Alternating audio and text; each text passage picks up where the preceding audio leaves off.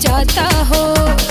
तर तर छुअता पसीना खोजे बिना, कबले गरमी से जरत रही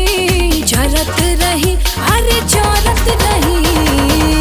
कुलरी कुरीति में